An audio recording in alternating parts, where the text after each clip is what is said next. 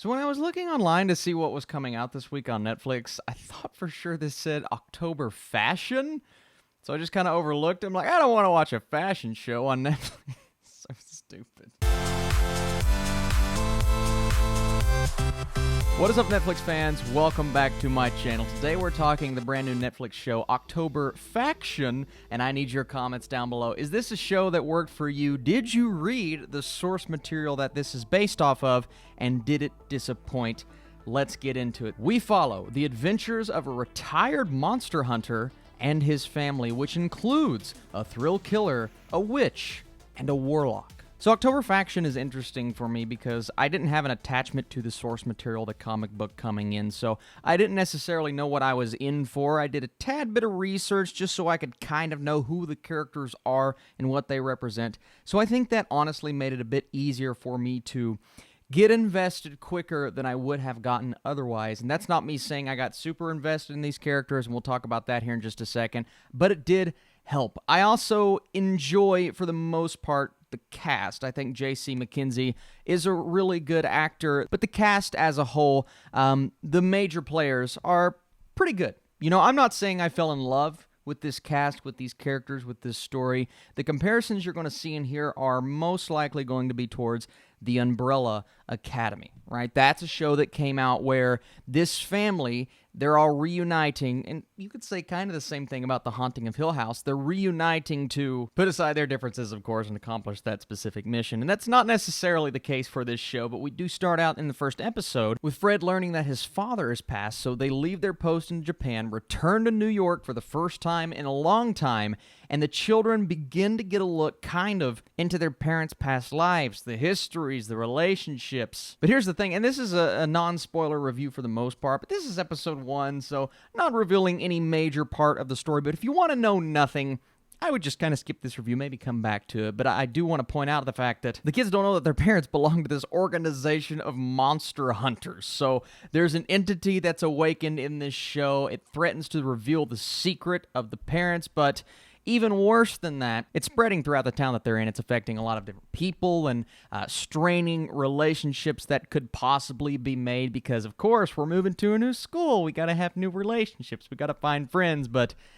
as always in a show like this, the new kids, well, they're the outcasts. They're the ones that don't belong. And my big issue with this show, and I'm not going to sit here and trash this show because I don't think it's the worst thing I've ever seen, but I've seen this executed much better with many more shows, not just on Netflix, but in general, because the dialogue felt just a tad bit inauthentic here.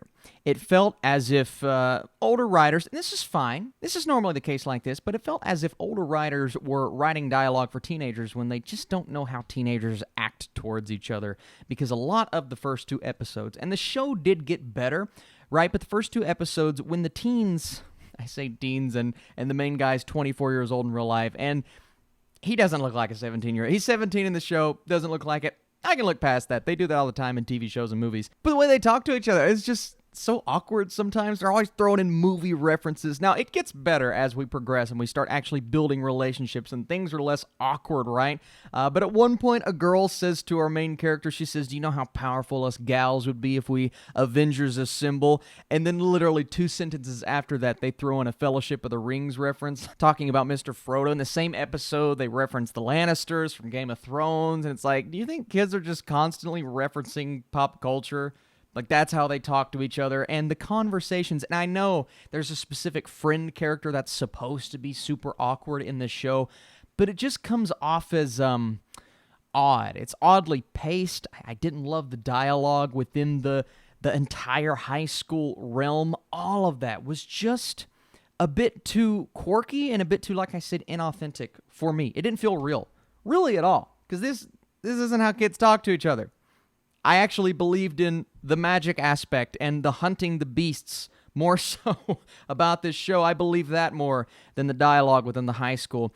And that's also another part of the issue, is the fact that they focus so much on what goes on in that high school. And I get it. The point of the show is to see from the kids' perspective how they're handling things, not knowing the secret, and then maybe things begin to shift and change, not to get into spoilers, but once that happens and their worlds are opened up more because they're going to start encountering things where they live now, that is when the show got more interesting. That is what is far greater than what was really the focus, and what kind of continues to be the focus throughout the entire show is, another teen drama, which I don't need another one of those. Now, keep in mind, I'm just getting kind of my negatives out of the way. There's some really good things about this show, and moments within the show that make me think there's potential here for something greater. There's potential here for something more, and it makes me look at the source material, which I have never, I don't have any knowledge of prior to this. It makes me look at that and go, I guarantee there's a lot in there that would make a great show or would make a great movie. I just feel like the focus was kind of lacking in this show. So we progress. It does continue to get a tad bit better because of those relationships that actually begin to build up, and they start feeling real. Your emotion starts feeling a bit more genuine once you start realizing what actually is happening to Viv and her brother, and the rift between the parents. We start getting an insight into how they treat each other, how they're kind of going behind each other's backs doing things, and that creates a strain in that relationship while you have the thing going on with the kids, and then the fact that there's this giant secret being kept from their kids. All of that makes for really good, interesting drama, on top of the fact that you have a show about monster hunters. Well, that should be cool, and I understand that maybe they didn't have the budget, right, to perform or execute what they wanted to execute in this show, but there was a massive lack thereof when it came to the actual monster hunting aspect of the show. They spend multiple episodes building up this character, this woman who plays a major role a bit later. Those scenes were pretty cool, right? I like the special effects there, but the entire time we didn't necessarily know where it was leading, and we weren't as invested as I think the filmmakers wanted us to be within this series. And that was another issue that I had, is I just, I didn't feel what I was supposed to feel. I was never truly there on a lot of these storylines until we start getting into the latter half of the season, which I think is significantly better than the first 4 to 5 episodes. There are great moments within, for sure. One moment in episode 3, I'm like, yeah, that use of practical effects. It was a quick flashback scene. That's all it was. But those practical effects were fantastic. That's what I wanted to see throughout the show. And they go for this stylistic thing all throughout, whether it's the logo reveal at the beginning of every episode or inserting a little bit of music here and there that doesn't quite fit with what they're going for. It just felt a bit messy for me. And not everyone's going to feel that way. This isn't a show that I'm going to say, well, this is for no one. No, if you're a fan of the source material, most likely you're going to get something out of it, right? Or if you're just looking for a teen drama with these elements surrounding it. See, I was looking for what I saw in the description of the show, which was a retired monster hunter and his family, a witch and a warlock. And we get there. We have to build up to that. I understand this is an origin story of sorts because we're exploring each individual's powers, how they come to be, how that begins to mess with their personal life, and that's great, but 45 minutes out of every episode is spent with the relationships and more teen drama, and I don't feel, the way that I'm supposed to feel. It's like, it's just not what I specifically wanted. And is that fair in the grand scheme of things? I'm not for sure, and I want to know how you guys feel as well. Did you think that overshadowed what could have been cooler about this show? Or, especially if you're of age, right? Not 24 like the actor, 17 like they're supposed to be in the show. Did this affect you a bit more? Did you gravitate towards the characters a tad bit more? I'm curious to see how everyone responded to October Faction. So at the end of the day, it's not the worst thing I've ever seen. It's just not necessarily a show for me. It's a show that fell flat in certain moments. The CGI, I don't think, was near as good as it was supposed to be. I get it, a smaller budget, which is probably why they used it sparingly, but for a show like this, especially when you have these other shows on Netflix, like a Stranger Things, like an Umbrella Academy, these shows that have flourished, of course, with great source material, but they're written in such a way that enhances that almost, or at least assists it, amplifies it. I don't know if this did that.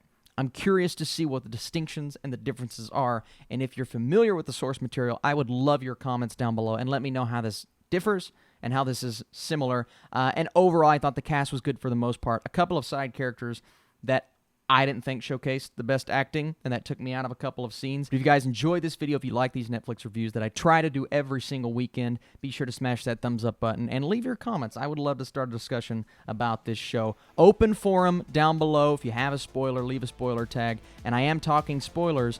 I'll get into that here in just a second. But first, I want to give my score. I'm going to go 45% for October Faction. It's just not necessarily a show that I responded to in the way that I wanted to. And it felt like a long binge as opposed to some other shows I have watched this year. Not horrible, not tragic, and I think some people will enjoy it. But in terms of doing a spoiler review, Sabrina this week, last week we talked sex education, Movie House on iTunes, Spotify, and Anchor, formerly known as the Schmoes Know podcast feed. Can't wait to keep doing that every single weekend. These are my non-spoiler reviews. Those are my spoiler reviews. You guys are the best. I'll see you soon.